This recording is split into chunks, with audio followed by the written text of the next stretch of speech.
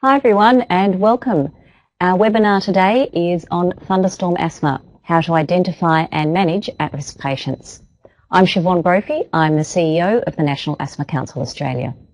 And first I wish to acknowledge the traditional owners of the land on which we're meeting. I'd also like to pay my respects to Aboriginal elders past and present, and to extend this respect to any Aboriginal or Torres Strait Islander people who are joining us today.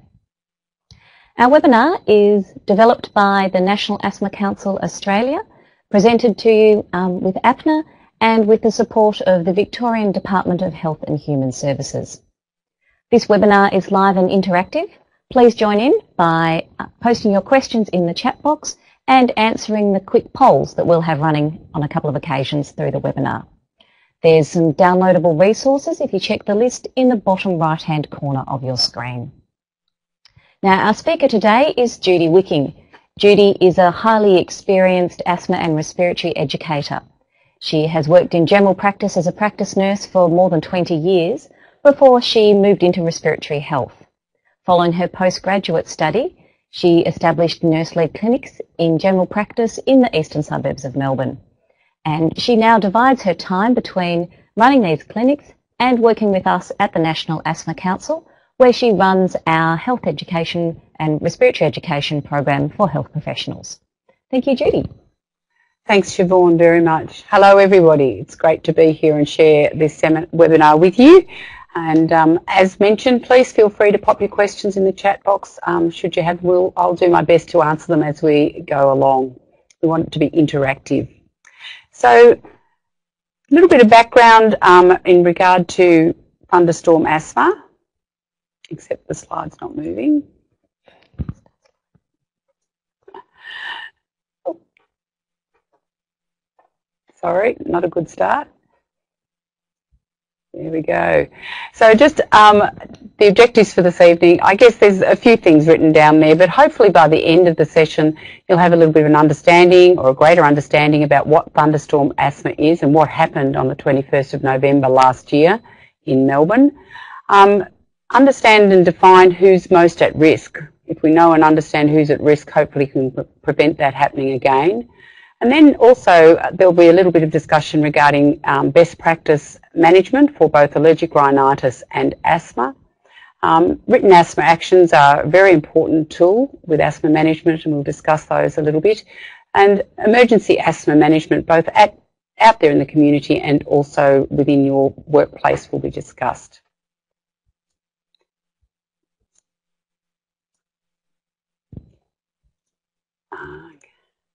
Something's not quite right there. I'm clicking on the right click. Thank you. The references for this evening's webinar are predominantly our Australian guidelines by the National Asthma Council Australia, but also there is a paper by the Chief Health Officer that was a report completed in the 27th of April looking at that event in November and giving us some recommendations. Watch this space for the NAC information paper on thunderstorm asthma. It will be released soon by the National Asthma Council Australia, and there are some other references there for your information.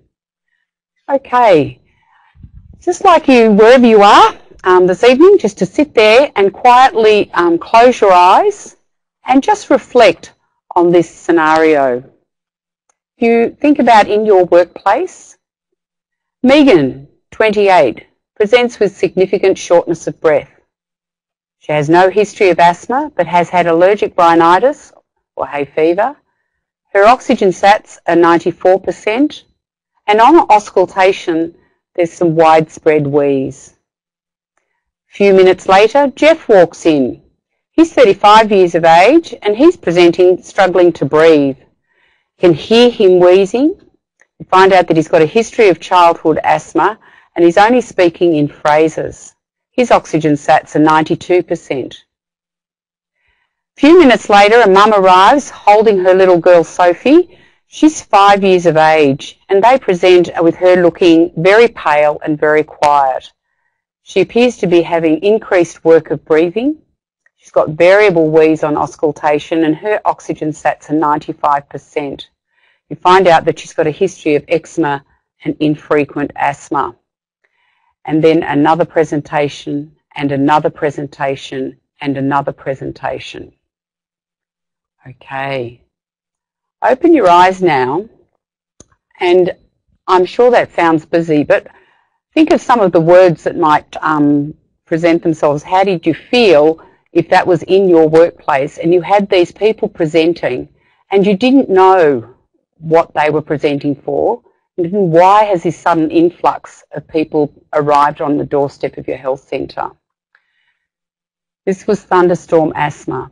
It was unprecedented emergency, and one of the biggest things was all these patients presenting, but no one knew why at that time. So historically, there has been plenty of episodes in Australia. The main ones have been in the southeastern regions, as you can see, in New South Wales, ACT and Melbourne. And in this one in particular was the first time multiple deaths had been presented there. So 9 deaths from that event. Absolutely tragic. There's certainly been some other events internationally, but this has been the worst ever recorded in the world. Now, I meant to tell you there was a poll question there that's coming in. So if you'd like to have a go at answering that poll, it'll be interesting to see some of your results there. Have you ever, either personally or professionally, experienced the effects of thunderstorm asthma? Okay, so majority haven't. A few have though, at 9% there. So that's interesting, and I guess it just highlights that, yes, there's many of you haven't, but it'd be interesting to know why that has been, and which areas you work in, whether that's been an impact or not. But okay, we'll move on there. So on the 21st to the 22nd of November, this graph just highlights the emergency ambulance calls. And you can see there by this peak between the hours of 7 to 7:15, just going back here, round here, between 7 and 7:15, a massive increase in calls to the emergency services. Most of the calls came between 6 p.m. on the evening of the 21st of November through to 12 midnight, and then it settled. There was still a little bit of a hump after that, but mainly in that 6-hour period.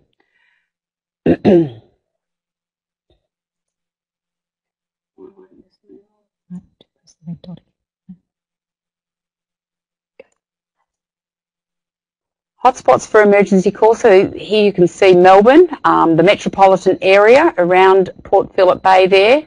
But again, you can see that there's the hotspots are these darker colours. So mainly in the western suburbs. However, you can see that it did come right down here toward the Mornington Peninsula and down here to Geelong.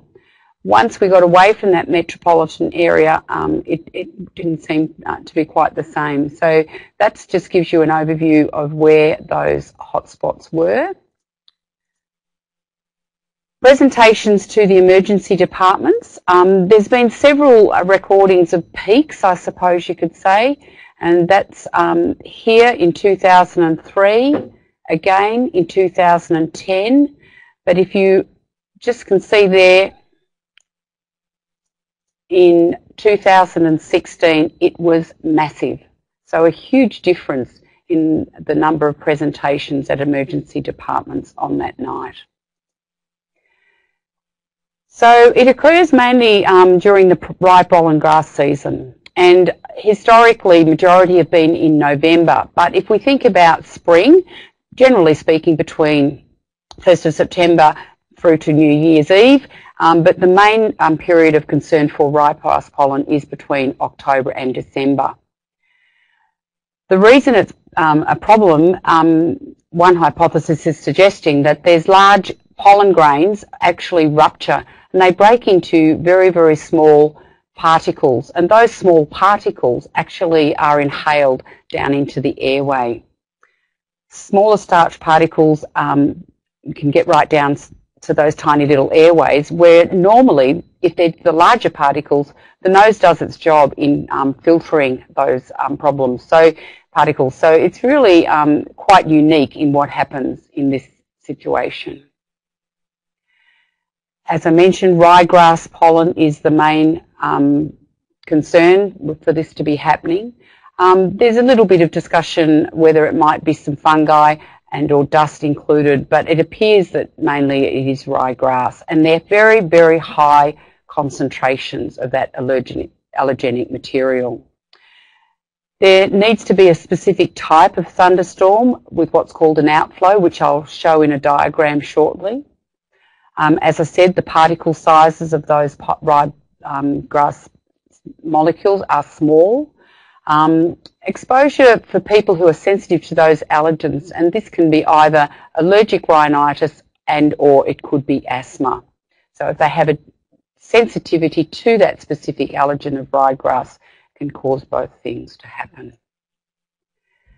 Why was it bad this year? Well, we had an extremely good rainfall, highest on record spring rainfall in 2016 in those darker blue areas, to a less degree in the average sort of areas in the white. So, and you can see that that highest on record was into that Western District and up into that Wimmera area, where many grasses and acres and acres and acres of those grasses growing. So this is one hypothesis for the mechanism of thunderstorm asthma. So it's very difficult to predict a type of thunderstorm. Meteorologists have a challenge there to try and learn how to do that, but it apparently is quite challenging. So the type of thunderstorm that is thought to be problematic is where there is the grasses and the flowers and that prolific growth happening here, and the grains or the pollens go up, so there's an updraft. They go up into the cloud where there's moisture, and it's thought that the moisture actually helps rupture these pollens into smaller fragments. And then what's required is what's called this downdraft and an outflow. So the downdraft is the wind that comes down before the rain. It's important to remember that. Why does it affect us down on ground low? Because this type of thunderstorm has what's called an outflow.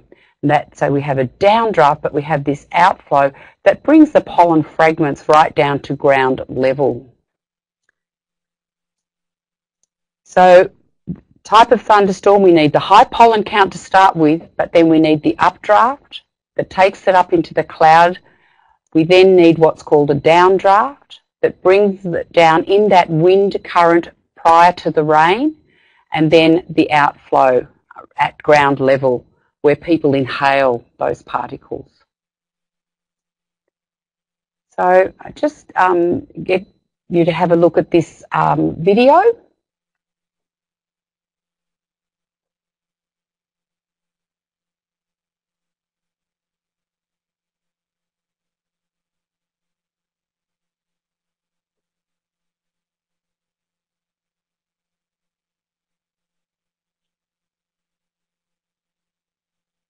And there you can see the ryegrass pollen rupturing, and you can see the difference in size from the pollen, and then as it ruptures, these fine, fine particles that actually can be inhaled down into the small airway. So the challenges of thunderstorm asthma are that they are largely invisible. As I mentioned earlier, those presentations at emergency departments and general practices and pharmacists, people didn't know what was going on because you couldn't see anything happening. So it is largely invisible.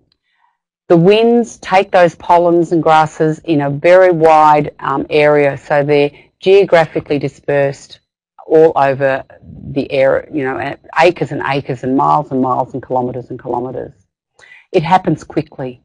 So a thunderstorm approaches quickly, the wind is quick, so it's quite a rapid onset. And I guess for this event, it was such a significant and serious event, it was quite unfamiliar and it was unknown. There's no policies or procedures that have been developed to deal with this, both at a government level and a hospital level, because it hasn't happened this bad ever before. And so that's something that's certainly been looked at by all emergency services and hospitals and general practices now. So who is at risk? Anybody who is allergic to ryegrass pollen is at greatest risk. And there's a picture there, you can see what the ryegrass looks like. It's planted everywhere. It's part of, if we sow a lawn in our metropolitan areas, we get a grass mix generally, and ryegrass is included in that grass mix. It's a very common grass that's grown both in the towns and metropolitan, but also in the country as a crop. Those with allergic rhinitis, now they may have asthma or they may not, but if they've got allergic rhinitis, they are also at risk. One of the greatest risks, and people that got into quite a bit of trouble, were those folk that had asthma, but it was poorly controlled. Maybe they'd been prescribed a preventer and hadn't been taking it. They were unaware of what to do when things were going wrong. They recognised their symptoms. But asthma is a big risk factor also. So if people are prescribed their preventers, they need to take them. Other things to consider, those people, those with those conditions who are exposed to open air before and during the thunderstorm. And the biggest risk, as I mentioned earlier, is in those downdrafts where the wind comes down before the rain falls. Sometimes symptoms can continue into the next day, and people might seek professional help a day or two later because they've had symptoms and they haven't resolved. So the symptoms can continue in the next day, but the greatest risk is that downdraft of the wind before the rain comes. Southeastern Australia appears to be the areas that have been affected most based on what we know from previous documentation of events. So there's some information regarding from a hospital, and this is from just an inter-hospital group data of emergency department presentation. So there's quite a number of patients there, 1,435 patients. And they didn't actually ask about hay fever, so it's a little bit just about asthma, this one, but 28% had known current asthma, and that means that they'd had asthma in the last 12 months. 26%, although, had symptoms suggesting that maybe their asthma had not been diagnosed. 15% had past asthma greater than 12 months prior, so there'd been a history of asthma. 30%, though, had never had any asthma symptoms, and yet they ended up in a hospital emergency department with respiratory concerns. Asthma Australia did a self-reported telephone survey. It might have been online, I can't quite remember, sorry. But they had an enormous number of people respond to the invitation to participate in this survey. So 3,396 responses.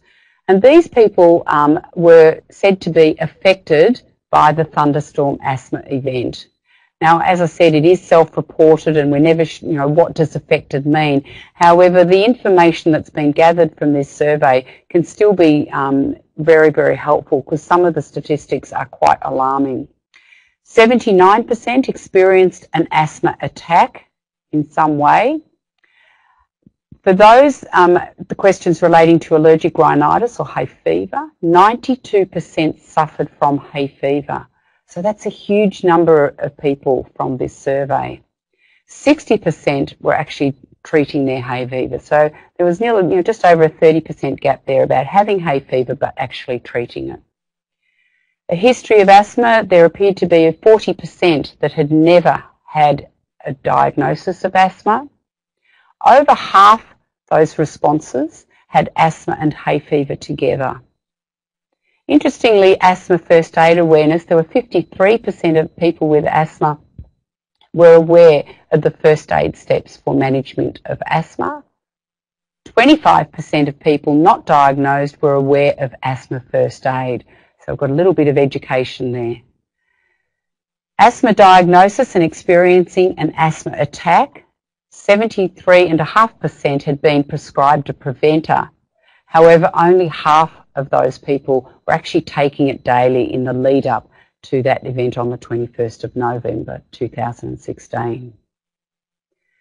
Asthma action plans, which we know make a difference to self-management and prevent hospital presentations and health service use and improve quality of life.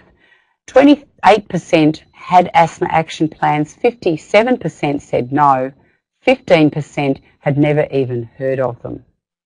So it's, even though, as I said, it's self-reported, it's still a very interesting survey because of the results that we really do need to take notice of it. So I guess that's a little bit about thunderstorm asthma. I guess the next bit I'm going to talk about is, okay, well, what do we do about it? Who's at risk, we've touched on, but then what do we do about it and how do we manage allergic rhinitis and asthma? So being prepared. The Scouts motto is what we need to consider here. If you wheeze or sneeze, be proactive in spring. It's not a bad little motto there. So just being mindful that we have any of those conditions, allergic rhinitis, asthma, or a history of asthma, we need to be proactive prior to spring, because even though this doesn't happen every spring, we don't know when it is going to happen. So the four main groups who are at risk are those with current asthma, those that have ever had asthma. So that might be that they haven't had any symptoms for the past few years. However, they've had a history of asthma prior to that time. Seasonal allergic rhinitis, so they've had no asthma. Or if they've had seasonal allergic rhinitis, no seasonal allergic rhinitis and no asthma. So they're the four groups that we'll be looking at now.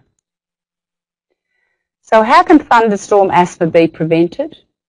The key message is there for people with asthma, allergic rhinitis, or both. We need to just check if they've got asthma, have they also had allergic rhinitis in the past or current? And those with allergic rhinitis, we need to check them whether they've had any signs that may indicate there's some asthma present. So the things to remember, we need to make sure that people have good asthma control. If they're prescribed a preventer, making sure that they're taking it regularly. Have good allergic rhinitis control. And the key message and management for allergic rhinitis, generally speaking, is regular intranasal corticosteroids, so a nasal spray. Making sure people have a written asthma action plan. Ensuring people with these conditions have education, whether it be by their health professionals or encouraging them to look at websites to find out more information. Making sure they know and understand the risk factors. Making sure that they have access to a reliever medication. More importantly, know how to use it, and we'll cover that a little bit later. And avoid breathing outdoor air before and during a thunderstorm. Knowing asthma first aid. I mean, generally speaking, I think it's a responsibility all of us in the community should be aware of. It's not hard to learn, and there are posters available from the National Asthma Council Australia should you want to keep one at home or in your workplace. So general advice, just for those people at risk, which we mentioned earlier, ideally don't breathe outdoor air before or during springtime thunderstorms, especially during those wind gusts just before the storm breaks and before the rain comes down.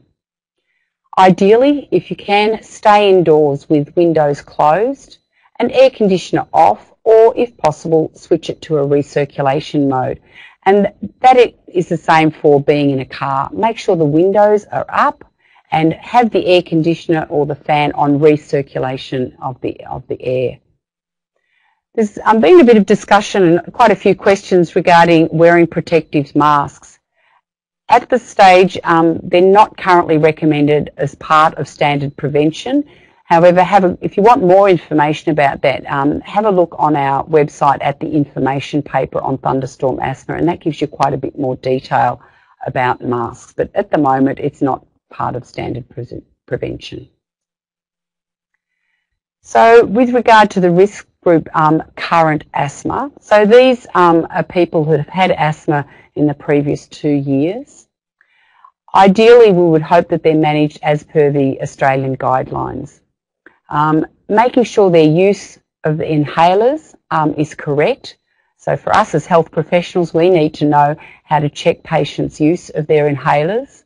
If they are prescribed a preventer, ensure that they're using it as is prescribed. And asthma preventers are generally either once or twice daily. If the patient has no history of asthma apart from in the springtime, they get spring or seasonal asthma, it may be appropriate for them to be on an inhaled corticosteroid preventer, and ideally starting that 6 weeks prior to the pollen season. So preferably before spring, so actually about now in mid-August, so that when the spring season is well advanced, people's lungs are prepared for that pollen season. Making sure people with asthma always carry a reliever with them. Asthma is very unpredictable. It's a fickle, funny sort of condition. It can come and go at different stages of our lives, but it can present itself quite randomly, and it's very variable. So make sure we are prepared and always carry a reliever with us. Ensure your patients with asthma have a current written asthma action plan.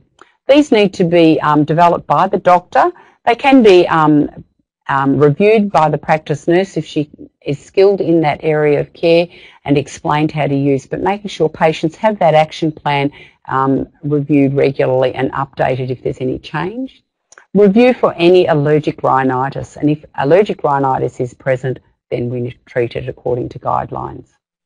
Again, warn against being outdoors during the thunderstorm season, thunderstorms in the grass pollen season. So for people who've had any history of asthma, now these folk may not have had any asthma symptoms for several years. However, they've got a history of asthma past that time.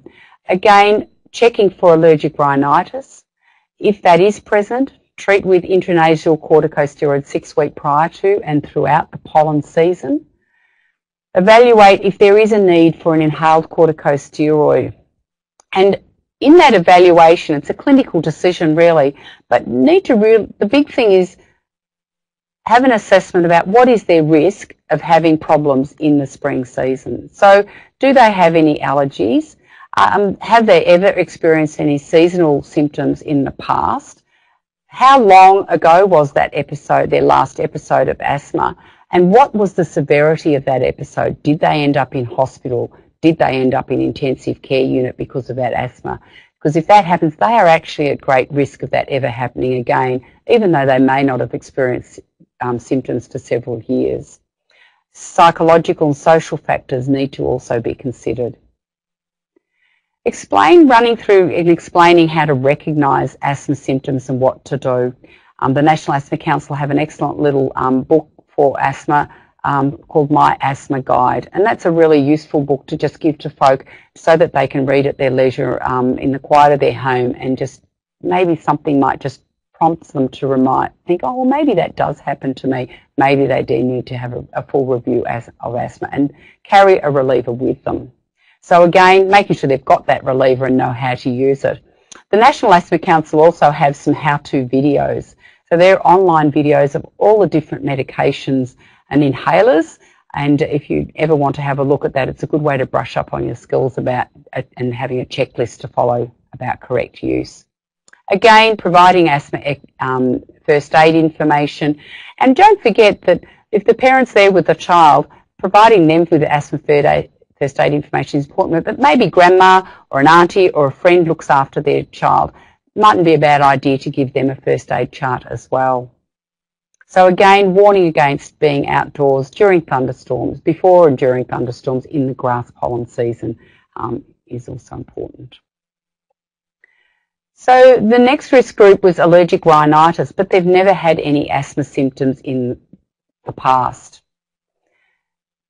Identify those allergic to ryegrass pollens and seasonal hay fever. So these folk need to be treated with intranasal corticosteroids, and ideally beginning in at least 6 weeks before the pollen season, and then continue to treat their allergic rhinitis right throughout the pollen season, and that's generally until around New Year, just after Christmas. Manage allergic rhinitis as per guidelines. explanation of how to recognise asthma symptoms. So again, yes, have a reliever on hand during that springtime. Also just a reminder that those relievers, the common ones, Ventolin, Asmol, Bricanol in a tube, they can be bought over the counter, so you don't need a script to go and buy one device. So just remember that if ever you need to go and get one. Provide written first aid for asthma information. So again, explaining what to do in an emergency situation and ideally having a first aid chart. I'll show you a picture of the chart in a little while. Warn against being outdoors in thunderstorm and grass pollen season. So I've sort of mentioned that several times, so that's a key message there also. So this little chart is just a summary of that really. So thunderstorm asthma prevention in adults with grass pollen allergy. I might mention, we mention adults mainly because they were the group, there were very few children that presented in emergency departments. Majority of people that did present in emergency departments were adolescents and adults. So if we think about those different classifications there, allergic rhinitis, asthma and allergic rhinitis together, and then look at, well, what treatment, what is essential management for those. So allergic rhinitis, definitely regular intranasal corticosteroid sprays. An asthma action plan isn't mentioned, ticked there. However, there is an allergic rhinitis action plan that can be found on the ASCIA website, and that's www.allergy.org.au. Thunderstorm avoidance for allergic rhinitis. For those with asthma, definitely regular inhaled corticosteroids, a written asthma action plan, and thunderstorm avoidance. For asthma and allergic rhinitis, so they've got both conditions together, you'd consider regular intranasal corticosteroid, regular inhaled corticosteroid or preventer medications, as we term them, written asthma action plan, and thunderstorm avoidance. So we've talked a bit about allergic rhinitis, review there, and management. So we'll just touch briefly on how this is best managed. As I've mentioned previously, the most effective medication for allergic rhinitis is intranasal corticosteroids for controlling symptoms. Interestingly, by using the intranasal corticosteroids, that can sometimes help if people get allergic conjunctivitis as well. Sometimes also it can even help with asthma symptoms.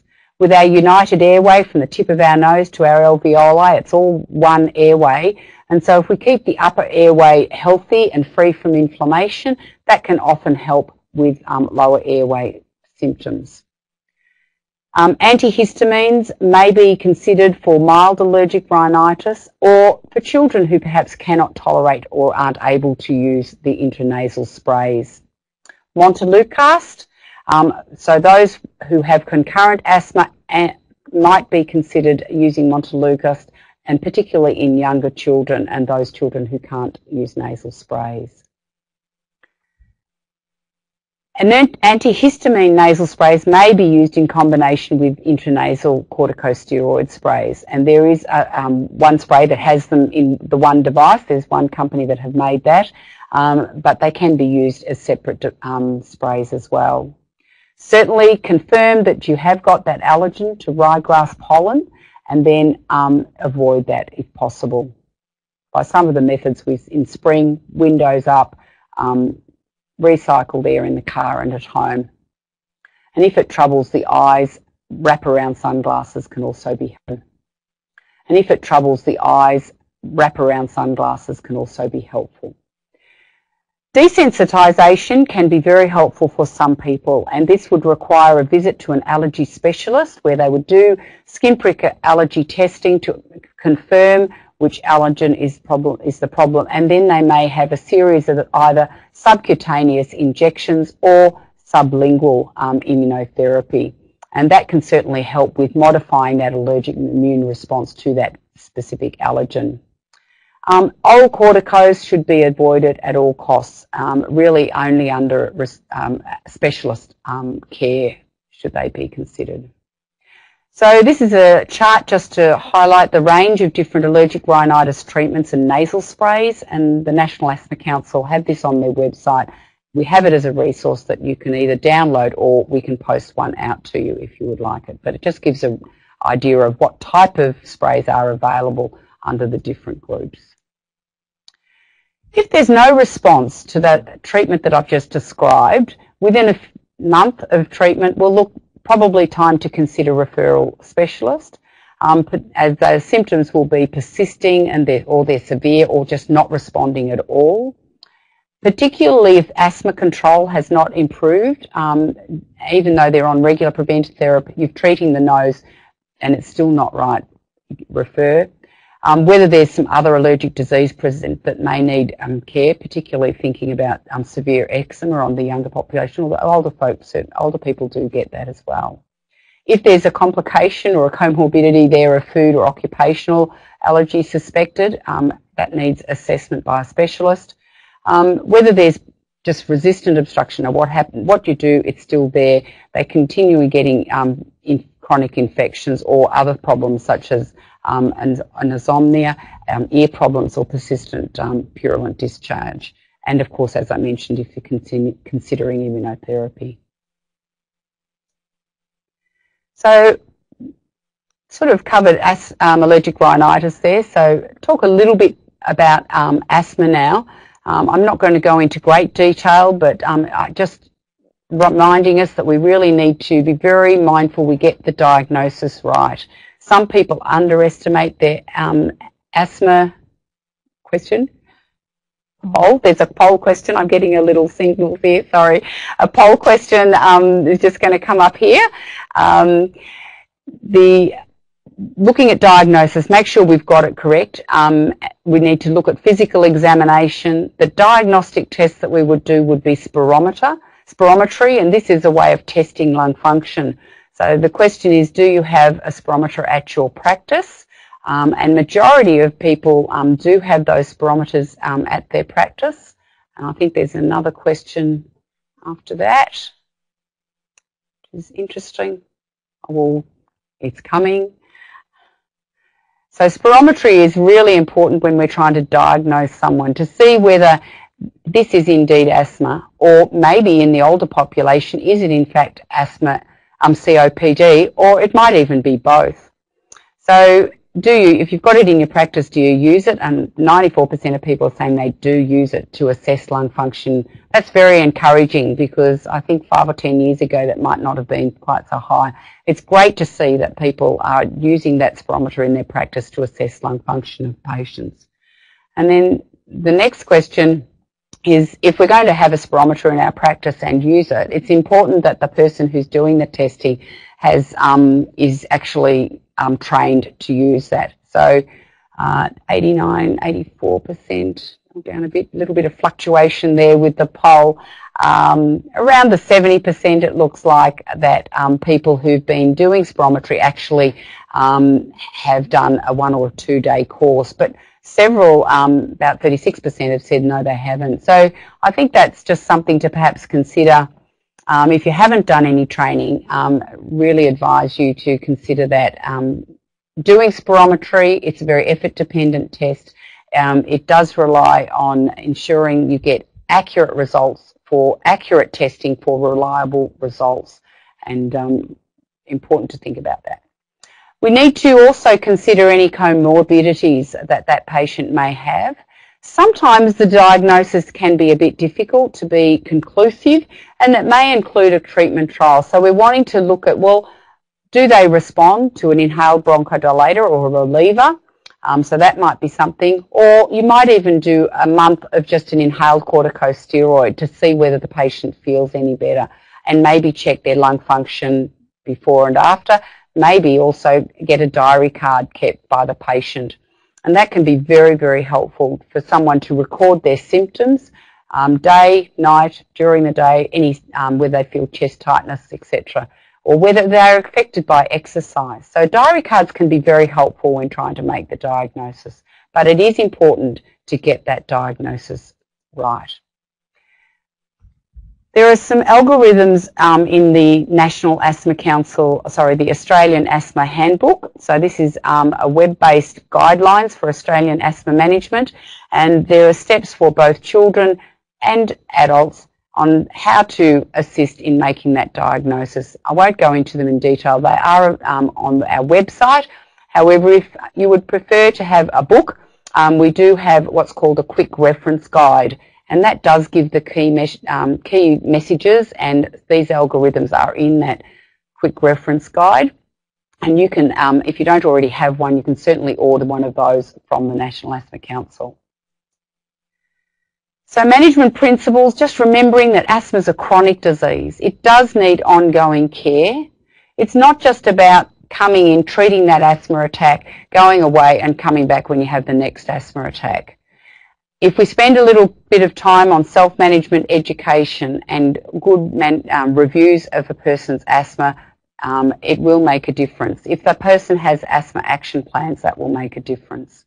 We need to consider lifestyle issues, medical management and comorbidities. So lifestyle issues include things like no smoking or no exposure to passive smoking, knowing and understanding what triggers your asthma, making sure so you can either manage the triggers or you can avoid the triggers. Highlighting exercise. We know that people who are fitter manage their asthma better. So having a regular exercise regime to doing something that you enjoy doing. Also, ideal body weight, so having a healthy, well-balanced diet and keeping your weight within a healthy weight range. Stress and anxiety management, because we know that stress and anxiety can sometimes trigger an asthma flare-up, but it can also, if we're having asthma, make things worse. So those sorts of things are all part of lifestyle management. Medical management. The goal is to achieve and maintain optimal asthma control, and I'll talk a little bit about what that means. Keeping folk having as healthy as they can and having the best possible lung function.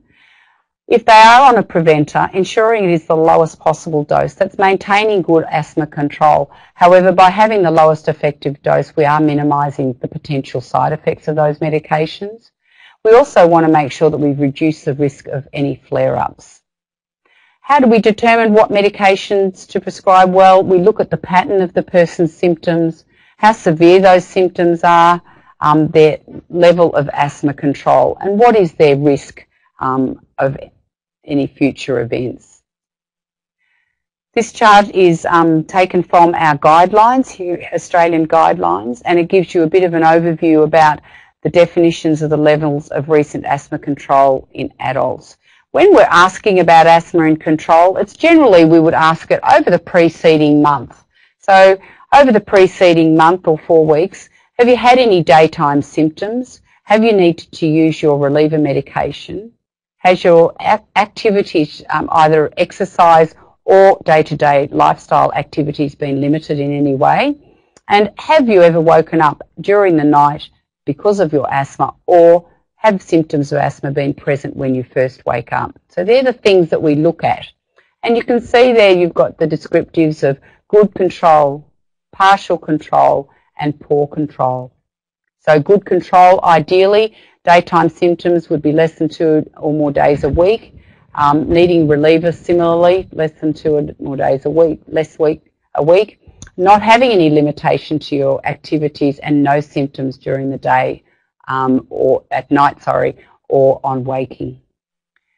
Partial control, you might be having any 1 or 2 of the symptoms that are the dot points listed below there. So daytime symptoms more than twice a week, using your reliever more than twice a week, any limitation on your daytime activities or exercise, if asthma symptoms are disturbing your sleep or present first thing in the morning. So it could be any 1 or 2 of those.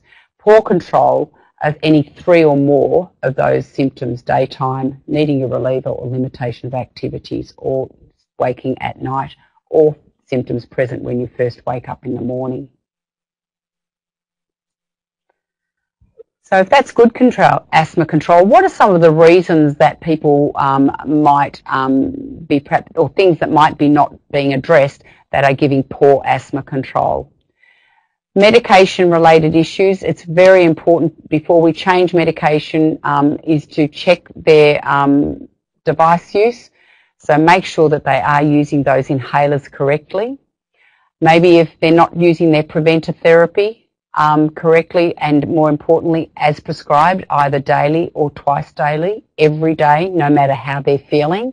Often people feel like they can use their relievers because they get a quick fix. So they use that, but they're not using their preventer. So education about the difference between obstruction and with inflammation in the lining of the airways, which the preventers treat, or tightening of the airway muscles, which the relievers use. So once patients understand the roles of the medications, that can make a difference to adherence. Maybe the preventer dose isn't correct, so it might be too low, so that's something to consider. And maybe there's other medications that are interacting with their inhaled medications. It needs to be addressed by the doctor. Maybe they're still sleeping with the cat. They're allergic to the cat, their asthma is not well controlled, but they can keep sleeping with their cat. So continued exposure to a trigger that is a potential problem. And there's a list there. It could be their rhinitis is not being managed properly. They keep going to work and not using their masks when they're doing spray painting or working with glues. And that could be with a hobby as well. Maybe they're still smoking. We know if people continue to smoke, inhaled corticosteroids won't work as well. Maybe they don't understand about asthma and self-management. They're denying that they've got it. They don't want to have it. They don't want to be labelled with something. Maybe they don't fully understand what's going on in their own body, and they need to have the opportunity for information and some self-management skills. They don't have an asthma action plan when we know it makes a difference. Maybe they come and have their review for their asthma when they're coming in for other things. So coming in for a pap smear, for example, and at the end of the consult, oh, by the way, can you just give me a prescription for my reliever? But they're not actually having that focused review of asthma for one whole consultation. Maybe it's not asthma, and maybe it's a mixed disease, so that needs to be considered as well.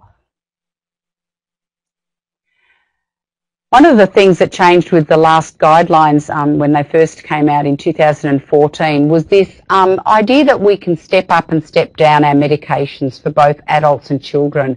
So when we prescribe a preventer, particularly for somebody, it doesn't mean that they're stuck on that for the rest of their life.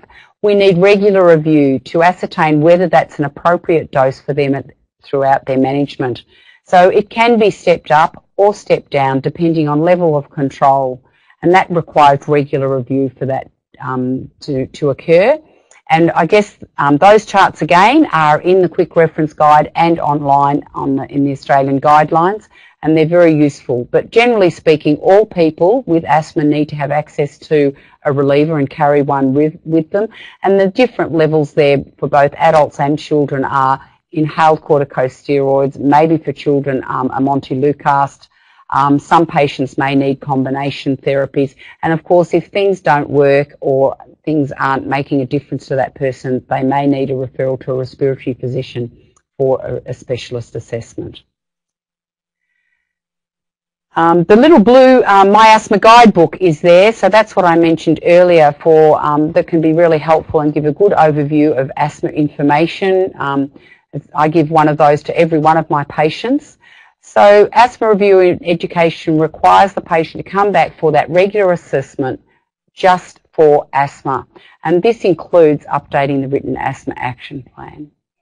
Certainly offering self-management education and focusing on the individual needs and making sure it's a very personalised consultation and addressing their needs and desires, and making sure that that personal asthma action plan is in a language and is that they understand and is culturally appropriate.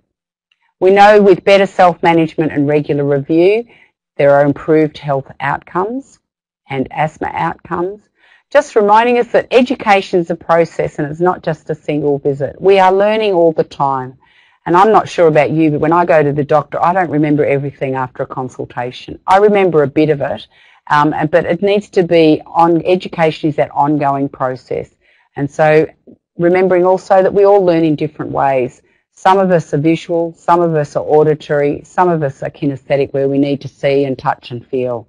And we don't know what style of learning that person in front of us learns best from. So when we're providing education, it's very helpful to perhaps include all modes of learning within that education session.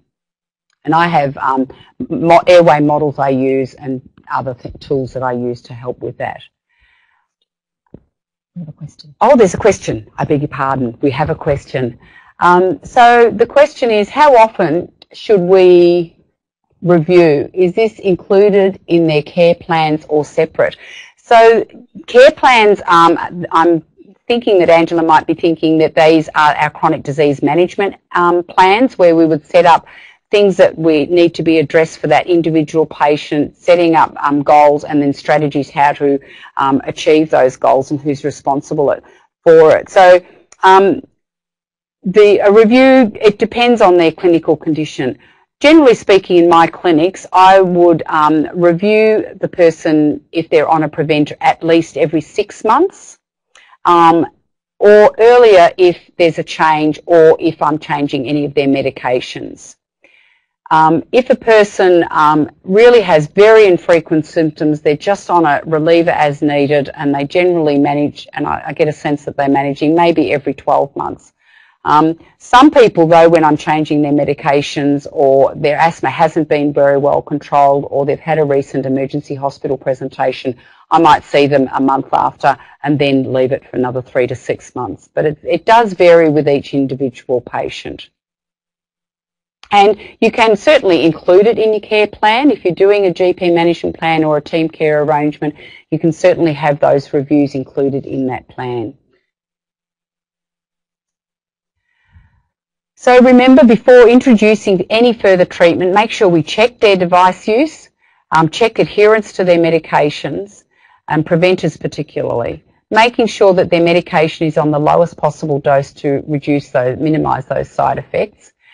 The other thing to mention is there's a whole range of different medications. For those of you who've seen our medication chart, and I've got a picture in a little while, there are so many different medications now. So try and streamline those. We know that if people have the less variety of devices, there's less room for error.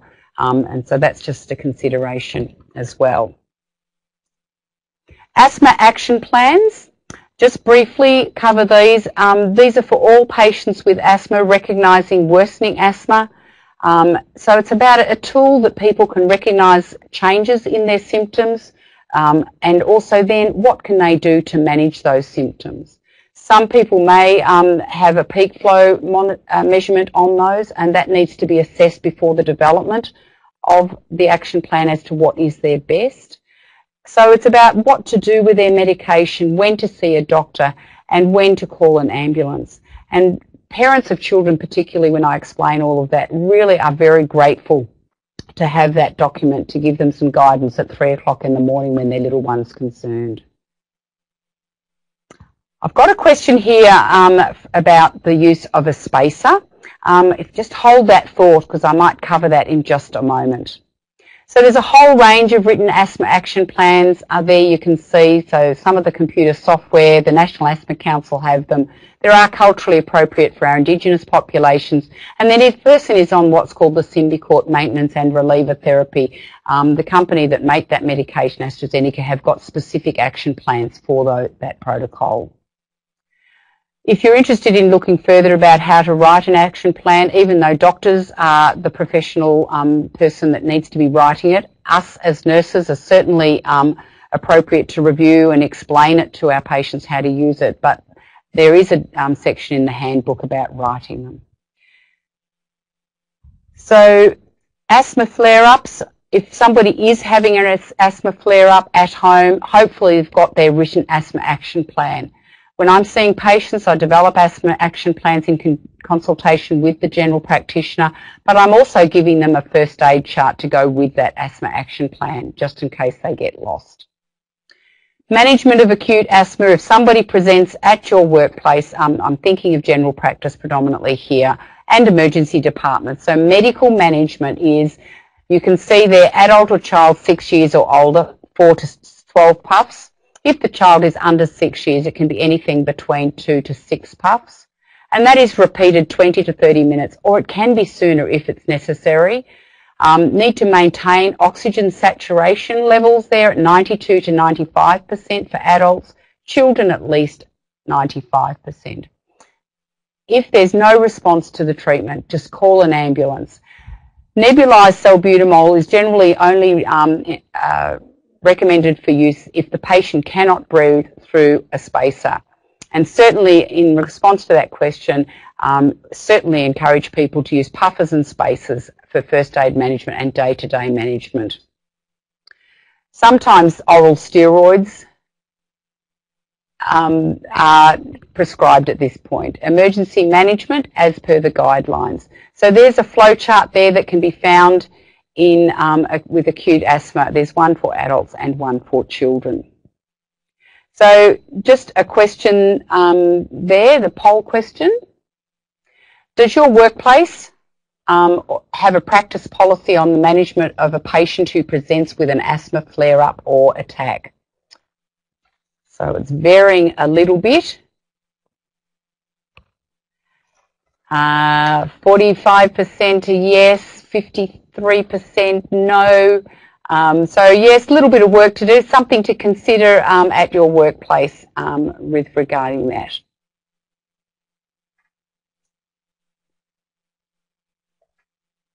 So community and first aid protocol is the 4x4 there, and so that's 4 separate puffs of a reliever via a spacer. Take 4 puff breaths for each puff, wait 4 minutes. If the symptoms persist, you just repeat it. If there's still no reportment, then you would call an ambulance and continuing the 4x4 while waiting. This protocol's been around for many, many years and it's still very appropriate to use.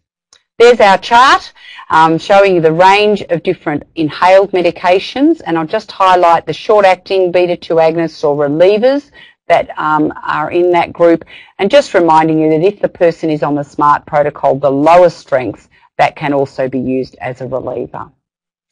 So these are the main devices that you can use for reliever use. Puffer alone with Ventolin or Asmol.